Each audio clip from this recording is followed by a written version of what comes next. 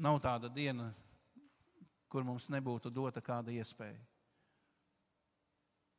Mums tiek dotas ļoti daudz iespējas.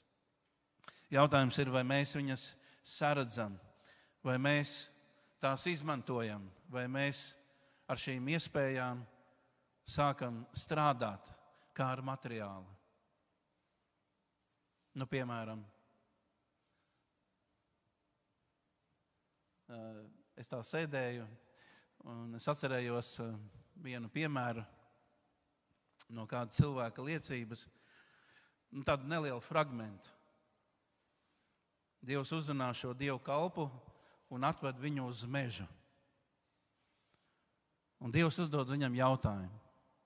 Es neatcerēšos visu to kontekstu līdz galam, es varu kaut ko samelot, bet es atceros tādu vienu fragmentu. Dievs atved viņu uz mežu un uzdod šim dievu kalpam jautājumu. Ko tu redzi? Viņš saka, kā ko redzu? Mežu? Skaisti. Un Dievs saka, es tev neatvedu, lai tu tagad skatītos uz mežu. Ko tu redzi? Un cik es saprotu, tā visa saruna ar Dievu beidzās ar to, ka Dievs viņam vēlējās parādīt biznesu, nevis mežu.